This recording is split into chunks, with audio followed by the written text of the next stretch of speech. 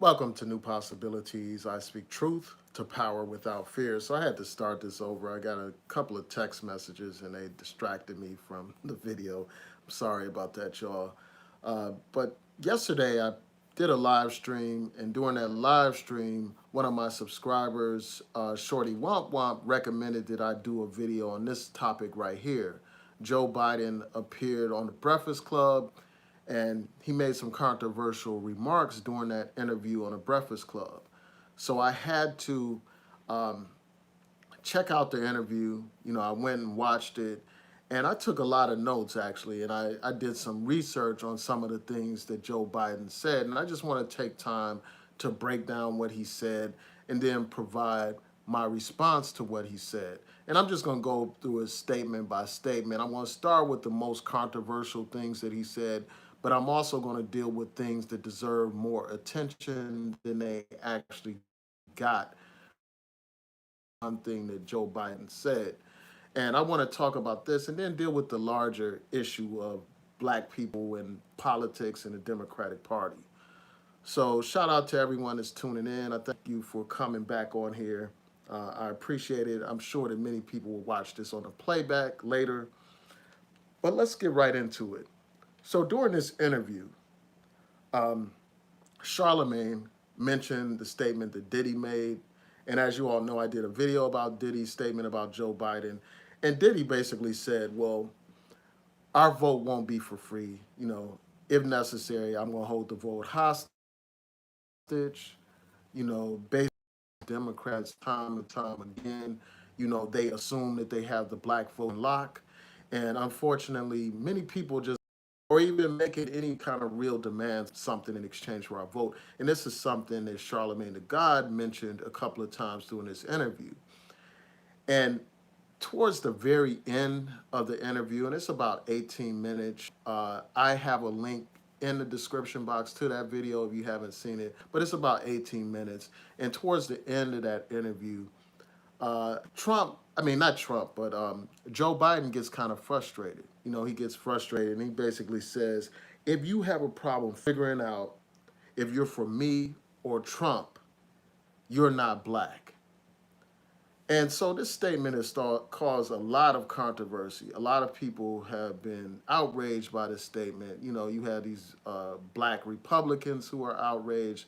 From what I recall, Tim Scott, who's a senator from South Carolina, expressed his outrage about that. And I just want to take some time to address that issue first. And I will get to your comments in a second after I go through, this commentary. But I want to address what he had to say. First of all, white people don't get to define who's black. That's number one. And, I think that that's a reflection of a type of paternalism. It's a reflection of a certain type of entitlement that some people have, even these so-called white liberals. They think that they are best suited to define what is best for black people or to define what blackness actually is. And I think that that represents like a colonial mindset. It represents um, a domineering type of mindset. It represents like, the paternalistic mentality that what's best for black people. Who is black and who is not. You get to define blackness. And for far too long, we've been letting other people define us, and that time is over with. And that's one of the key principles, as you all know, within the Nguzu Saba of Kwanzaa, self-determination, where we define ourselves and name ourselves. The last thing we need to do is allow some white liberal daddy to define blackness. So I think that is ridiculous. It is presumptuous as well. It's presumptuous for him to assume that black people have no choice but to vote for him. They have no alternative but to vote for him. And black people, just like any other group of people, have every right to make demands of political leaders. We not only have a right, we have a duty to make demands of these political leaders. I don't care who this man is running against. We have every single right to make demands of this man. Legitimate demands, and we have every right to raise legitimate questions about this man and his record of supporting the crime bill. And we're going to go into that later. We're going to go into more detail about some of the things that he had to say about that. We have every right to question his record. Just because he's running against Trump, that doesn't mean that we have to blindly vote for him without any kind of critical analysis, without making any kind of demands of this man. We need to make demands of him. We definitely do. So, the idea that somebody is trying to make a decision, that doesn't mean that they're not black. Some people may decide not to vote, and I don't support that decision, but people may decide not to vote, period. And people have every right to make what decision they choose to make, and that doesn't mean that they are not black or something like that. And the last thing you need is for a man who's responsible for the mass incarceration of black people to have the nerve to tell black people who is black and who is not black. So that's one thing that I have to say. Now, is it a dumb decision to vote for Trump? Absolutely. It is stupid to vote for Trump, especially as a black man. And I'm going to be perfectly clear about that. To me, it's just outright idiotic for a black man to support Donald Trump. And you all have seen the plenty of videos that I've done on here explaining why I take that position. I've, outlined it time and time again. But this man, Donald Trump, is hostile to the interests of black people. First of all, he coddles white supremacists. This man basically made excuses for these white supremacists after that riot in Charlottesville. He said that there were some fine people over there. And right now you have these right-wing fanatics staging protests around the country with arms, going into state capitals with arms, and you had this man co-signing this stuff. This man is sympathetic towards these white supremacists. And many of those people that were holding these rallies recently around, reopening America, many of them had Confederate flags, which is a symbol of racism and bigotry. So this man sympathizes with white supremacists. This man appointed white supremacists to positions of power. Steve Bannon, a white supremacist, appointed to a position of power. And I don't use this word lightly, when I'm calling people white supremacists. Unlike some of these people, I don't use that word lightly. That's literally what this guy is, Steve Bannon, appointed to be his chief political strategist. You had this guy, his first appointee to be attorney general, somebody that was openly hostile to civil rights, being put in charge of civil rights. You had this man being openly hostile to voting rights, creating some voter fraud commission, which was designed to do nothing but attack voting rights of African Americans and Latinos, designed to suppress the black vote. So this man is openly hostile to black interests. This man said that, through his spokespeople, said that police brutality was not an issue for the federal government, even though every other day you have black people dying at the hands of these racist pigs that kill our people. But for him, it's not an issue. The issue of affirmative action. This man has openly attacked affirmative action, using the Justice Department to undermine affirmative action, a program that made it possible for a person like me to get a higher education. So this man is open, and then not only that, he appoints these right-wing fanatics to the high courts in the land, the Supreme Court, the U.S. Courts of Appeals, the district courts. People that are openly hostile to our interests. This man, while he praises these white supremacists, talking about there's some fine people, while he praises these people that took over state capitals with weapons, guns, assault rifles. He referred to the black people who protested, at these NFL events as sons of bitches. And early on, we should have known that he was hostile to black people when he encouraged his supporters to attack black people at rallies. This man is hostile to black people. This man is on record saying all these racist things. His own attorney says that he has made racist statements about black people, questioning black people's intelligence, all kinds of things. So it's absolutely stupid for a black person to vote for Donald Trump. It's stupid, but that doesn't give Joe Biden any kind of right or entitlement to define who is black. And yes, I do believe that somebody who votes for Donald Trump is for the most part, I'm going to have to say that they're a coon. I'm going to have to say that they're a sellout. Yes, they definitely are. But I'll be damned if I'm going to let somebody like Joe Biden have the nerve or the gall or the audacity to define who is black and who is not black. And I will get to your questions shortly, after I run through these points that I want to raise. Another thing that came up during this discussion is this. Right after this guy Biden said that if you're having a hard time figuring out if you're for me or Trump, you're not black. He went on to talk about how the NAACP has endorsed him every time he's run for office, and that's just an outright lie. This is just a flat out lie. I mean, there's no other way to describe it. It's just a lie. Because number one, the NAACP is a nonpartisan organization. It does not endorse candidates, and it has not ever endorsed Joe Biden. And this is part of a history with this man. This man is prone to exaggeration.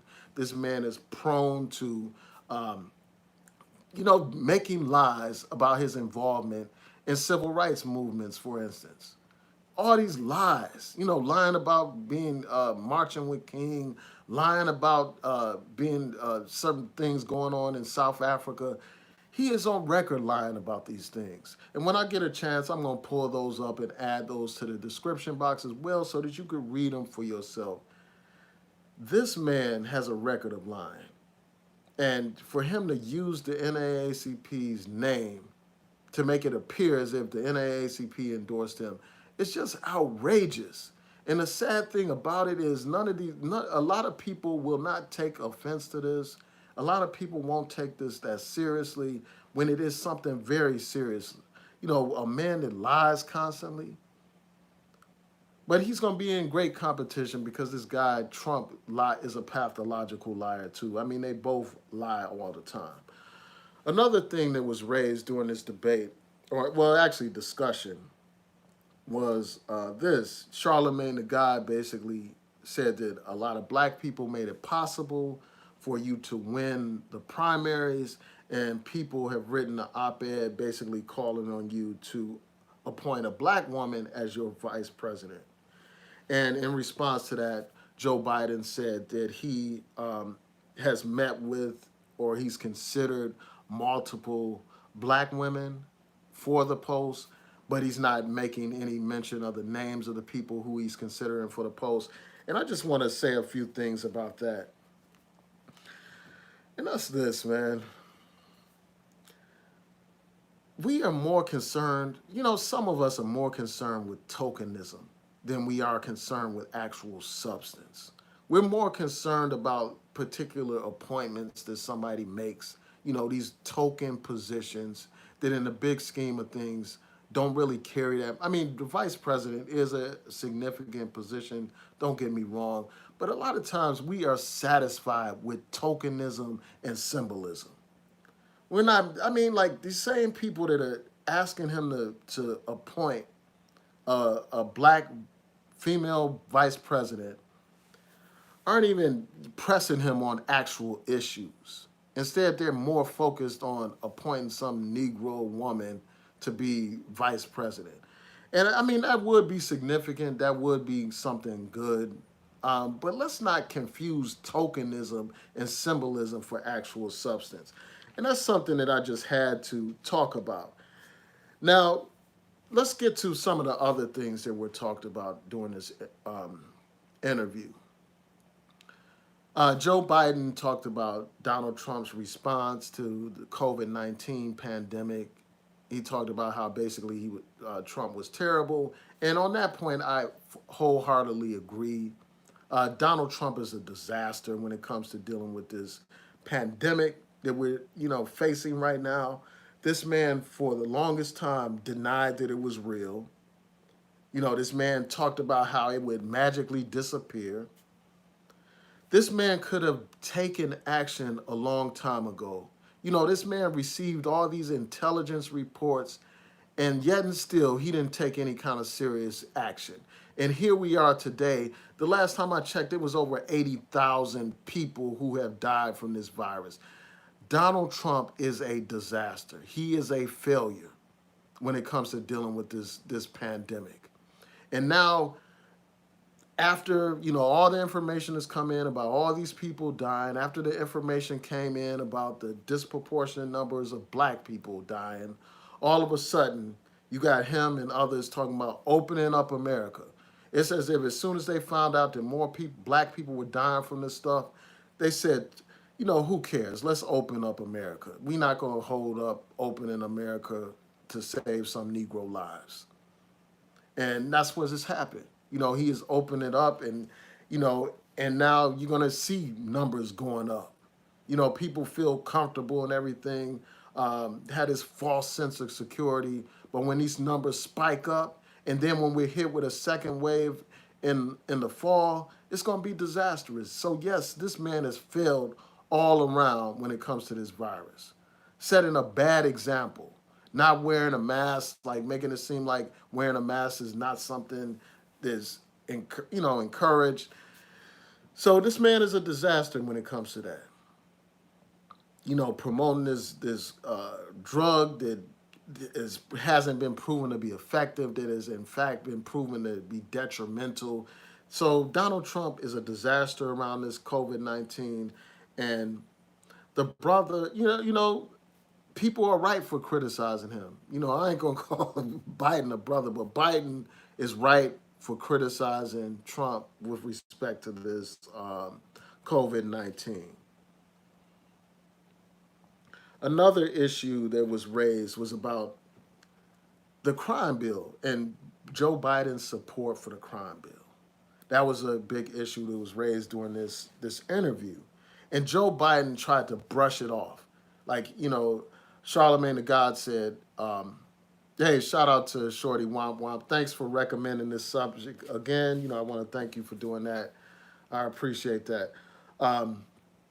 But yeah, Joe Biden tried to brush aside this whole thing about the, his support for the crime bill. He basically said, well, first of all, it's not responsible for mass incarceration. He said because it only deals with the federal level. It's only about federal prisons, and federal prisons account, and prisoners account for like 4% or something like that, some small percentage of the people that's incarcerated. So he basically tried to duck and dodge that issue and just tried to dance around that issue and avoid that issue, and failed to take any kind of responsibility or accountability for his position on that issue and other criminal justice issues.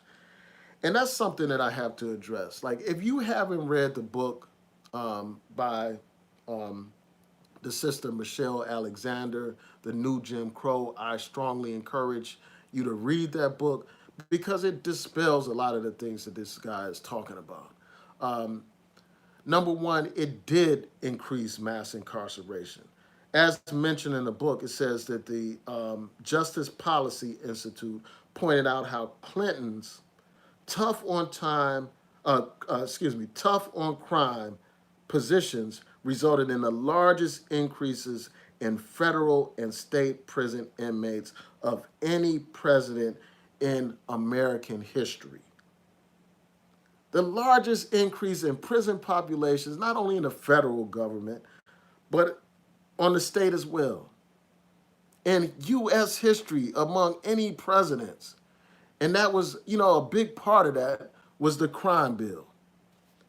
That crime bill gave financial incentives to local law enforcement to pump up their drug arrests, as pointed out in Michelle Alexander's book. The book points out how there was a transfer in military equipment, technology, and training to local law enforcement based on their willingness to make drug arrests a top priority and concentrating their resources on drug arrests. The total population of people in jail rose by 673,000 people under Clinton and his crime bill. Billions of dollars were funded, went into the prisons under this crime bill. Also, there were mandatory minimums under other legislation. This legislation, this crime bill that Joe Biden refuses to apologize for or make any kind of acknowledgement about, redirected nearly $1 billion in state funding from higher education to prison construction. Another thing that this did, and Joe Biden mentioned how everyone that's released from prison should have access to every government program. But under laws like the crime bill that this man supported, it allowed discrimination against people who have been convicted of crimes. It allowed discrimination in housing, employment, and it also denied certain types of student aid. So for people that were in jail and they were trying to better themselves and trying to get an education, they were denied Pell Grants. Grants that make it possible for people to get higher education. And then, Joe Biden, tried to make excuses for mandatory minimums. And the fact of the matter is, those mandatory minimums under laws such as the Anti-Drug Abuse Act helped to spike the mass incarceration of black people, especially given the fact that they had increased more severe penalties for people that sold crack cocaine over powder cocaine. And we know that that was used in such a way to mass incarcerate black people. So those are some of the things that I have to say about this. This guy, Joe Biden, is not a good candidate at all. He's a horrible candidate. Every other day he's making some kind of gaffe, making some kind of ridiculous statement, some kind of idiotic statement. This man, I do question, his mental facilities, his mind state, whether or not he's going senile. I do question that. I mean, I just was forced we're all forced. We're put in a dilemma right now between choosing for Trump, who is horrible, and Joe Biden. And as far as I'm concerned, I'm not going to ever endorse Joe Biden, but I will say this. This is a matter of choosing between the lesser of two evils.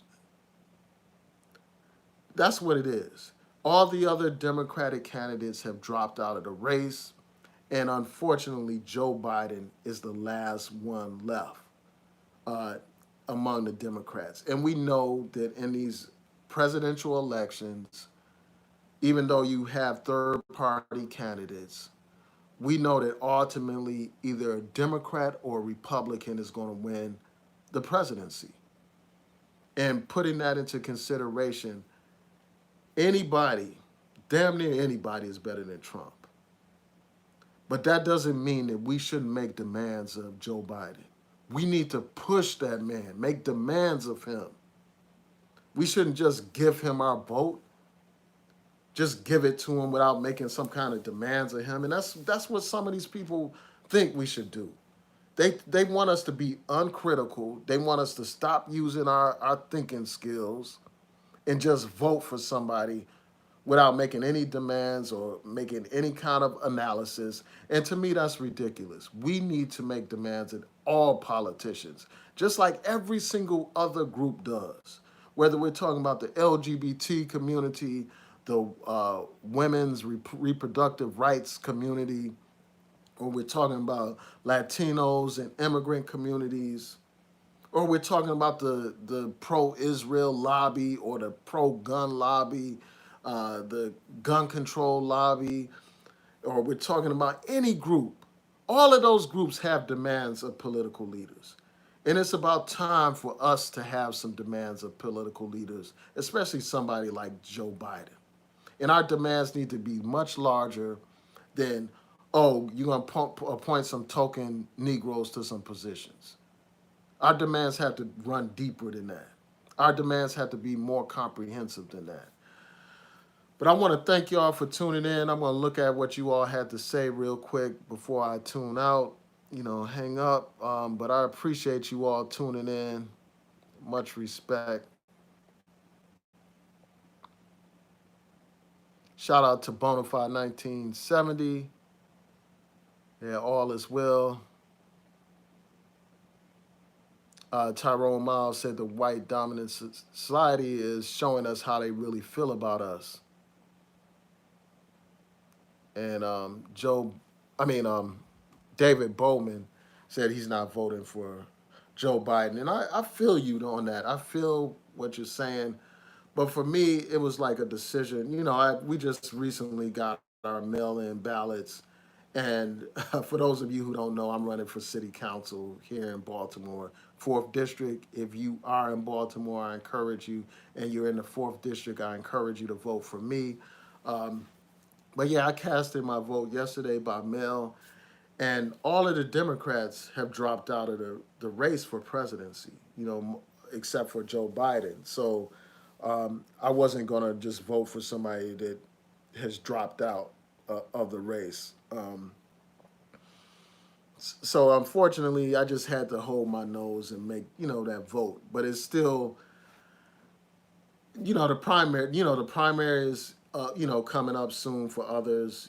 Some people have already voted in the primary, but then we have the general election. So it's not over. We can still make demands of this man, and we should make demands on him. And I encourage people to stand their ground and stuff and make demands of this candidate. It's just a shame that we always find ourselves in this dilemma where we're choosing between the lesser of two evils. Way back when I was in college, people were talking about the lesser of two evils. I'm just tired of choosing between two evils, man. And I understand those people who don't want to choose between the two evils. So I feel you.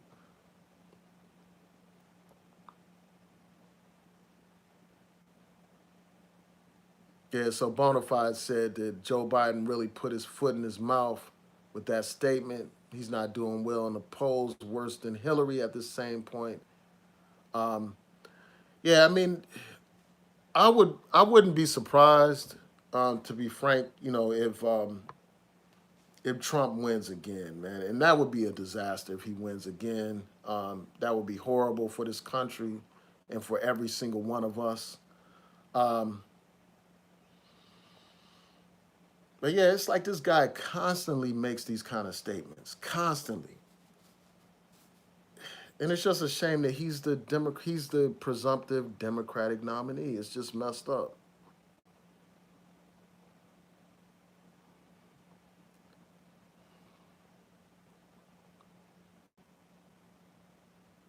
So somebody said they're all white supremacists. Well, I already told you all who I voted for in the primary. And I just want to be clear. I'm not one of these people that feel that I always have to vote for Democrats and stuff like that. During the last presidential election, during the general, after Bernie lost the primary, I voted for the Green Party candidate for president. So I'm not one of these people to just blindly um, vote Democrat and stuff like that. But I encourage everyone to vote. Like, I'm not somebody that's going to say, well, we shouldn't vote. Like, some of these people say, like a Tariq Nasheed. I think that all of us should vote. Our ancestors fought and died so that we could have the ability to vote and to make a difference. Because if we don't vote, we're still having an impact on the election. Um, places like Michigan, you know, Trump won states like Michigan by a small margin. If many black people came out to vote, like in places like Detroit and stuff like that, the result could have been different. And that's the problem. Too often we had these very low voter turnouts, and then we want to complain about election results. And I think that that's a problem. You know, I think that we need to do everything in our power to make a difference. You know, whether that's, you know, voting is one aspect of that, but it's not everything. Also, we need to financially support candidates that are progressive, that are revolutionaries and stuff, that have new ideas, fresh ideas to bring about change. We need to support those candidates. Not only with our vote, but with our dollars. Make donations to them so that they can have the ability to be elected.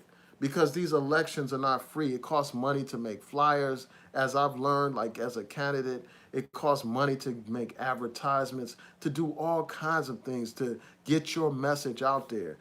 Your message won't even reach the masses of the people if you don't have money behind you. And so if we really support candidates, we need to put our dollars behind them. Just like, you know, if people support what I stand for, you know, many people have been following me for years here on YouTube. If you support me, then you should support my campaign. And many people have supported my campaign, and I have to shout out those people who have. Um, but I'm just saying that not voting for me is not an option. You know, we have to vote. Our ancestors and elders fought and died for our right to vote. Um, so I'm encouraging people to vote. So Tyrone Miles asked if he was blocked. No, you're not blocked. You know, I see the comments. I see everybody's comments. I just had to get through my commentary first. So I'm just going to run through your comments before I sign off. Um,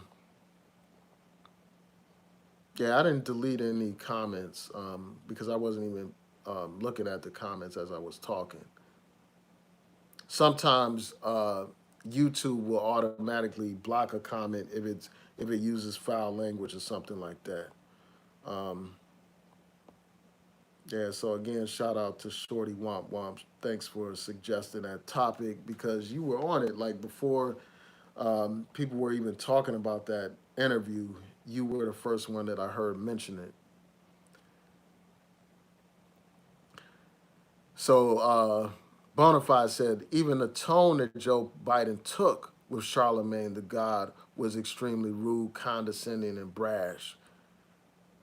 And it could have been indicative of the arrogance that he shows towards the black community. And I think that there's something to that. You know, he was condescending, he was arrogant, and he was getting too comfortable and too familiar and stuff like that.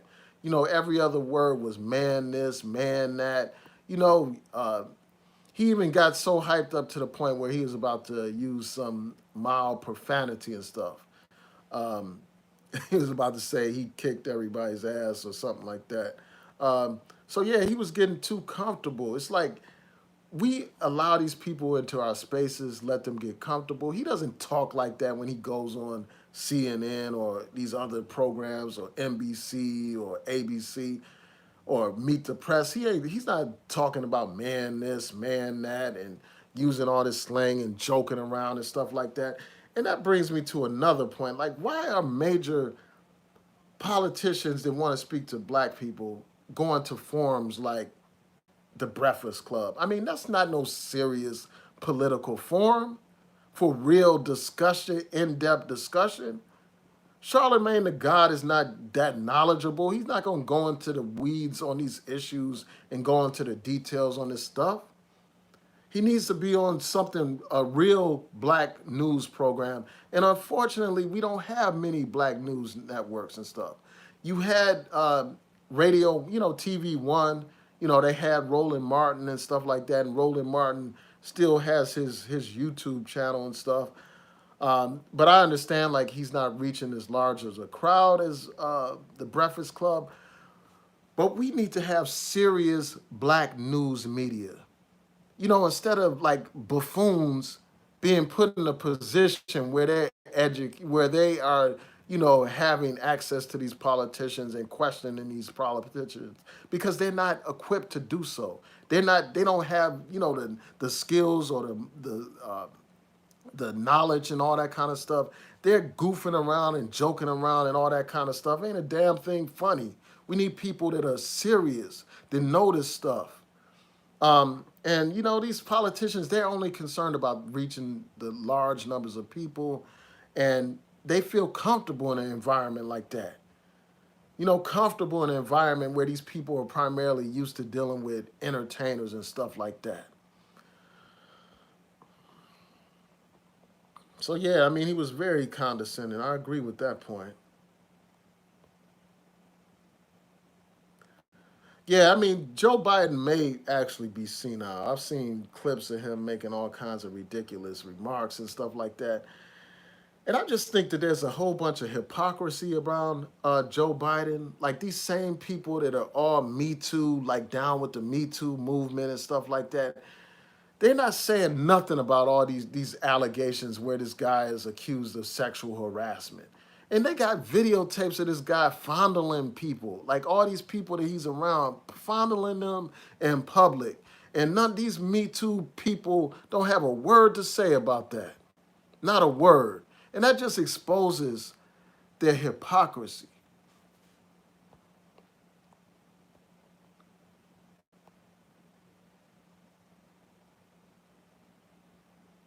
Yeah, and that's a great point, Bonify, about checking his record. People need to check his record. Check his record on opposing busing. Check his record on supporting the crime bill and all this other criminal justice legislation that has resulted in the mass incarceration of black people. They need to check his record about bragging about working with white supremacists and segregationists. Yeah, they need to check his record on all these things. And it's just so frustrating, man. We're put in a position where we got to choose between him and Trump, man. Like I said on my personal Facebook page, the idea that I had to end up voting for him literally made me sick. So Covina Man said that he agrees with Biden. I want to understand. Can you explain how you agree with him? I think I have an idea.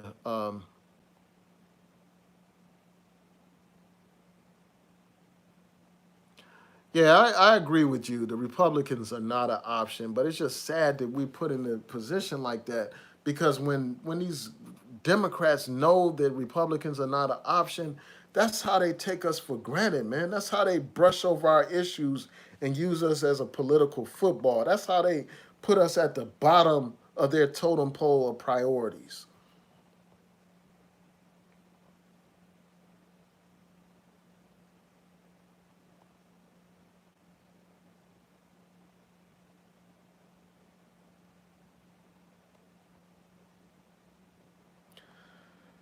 Yeah, so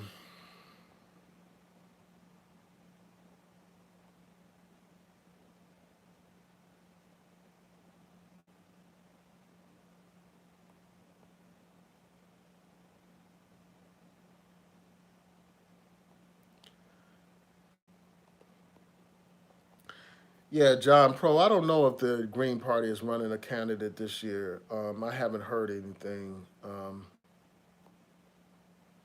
Somebody said voting a third party candidate is a vote for Trump. And they also pointed out how Ruth Bader Ginsburg is on her last leg. So that means that Trump could have another appoint, and that's Bless One who made that comment. That means that Trump could have another appointee to the Supreme Court. And we know that would be absolutely disastrous. The court is already leaning to the right on a lot of these issues. And if they have one more vote on that Supreme Court, then it's a wrap for civil rights as we know it.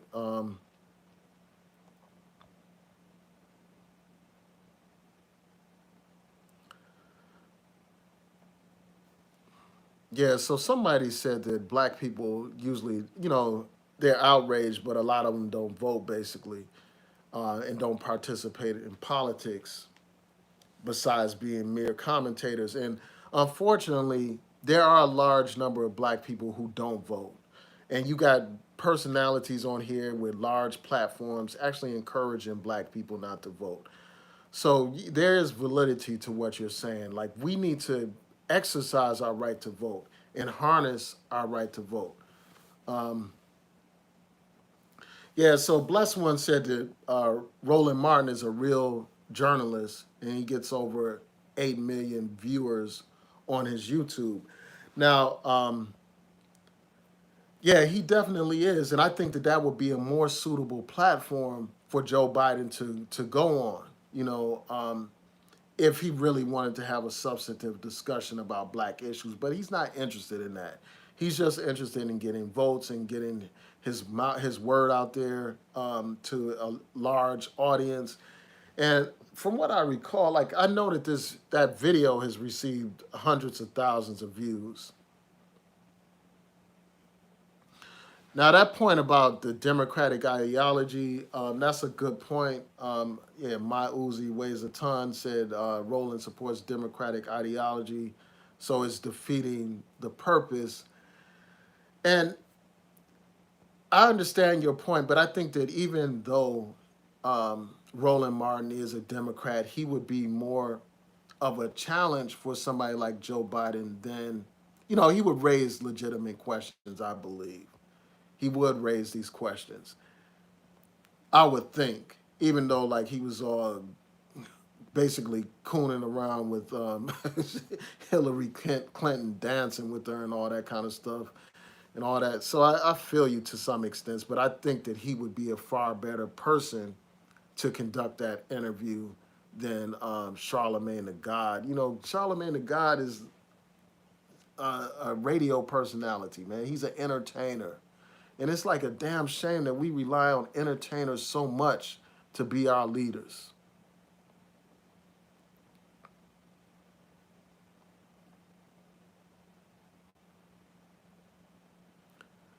Yeah, I mean that's true, bless one. A lot of people are satisfied with just whining and complaining. They don't vote. They don't support candidates. They don't really do a lot of the things that they say need to be done. Yeah, and you're right, Covina, man, about a lot of these black empowerment type of people, like being misinformed and wanting to return to the days of Jim Crow. Like, I was listening to this clip of that guy Tariq Nasheed basically talking about how we had this and we had that during Jim Crow. I mean, these people are prone to exaggeration. Um, they make it seem as if we were living it up during Jim Crow days.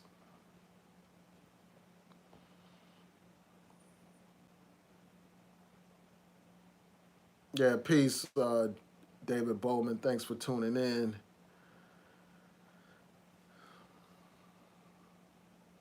Yeah, somebody really needs. I hear you, Bonafide. Yeah, somebody really needs to ask him the tough questions. Like, and Charlemagne the God was caught off guard with some of the things that Joe Biden said, like his false statements about the crime bill, making it seem like it wasn't responsible for mass incarceration, when that bill created all kinds of incentives for local police to ramp up their drug arrests, when that bill created a lot of funding for the creation of more prisons and cut back on all these things like housing for people who are ex-offenders and student aid and all that kind of stuff, making it more difficult for people that were ex-offenders to reintegrate back into society, thereby resulting in them being back in jail. But anyway, I just wanted to share my thoughts about this. I don't want to keep you all much longer. I want to thank you all for tuning in. And then again, shout out to Shorty Womp Womp for recommending this subject. Peace and blessings, everyone. Be safe.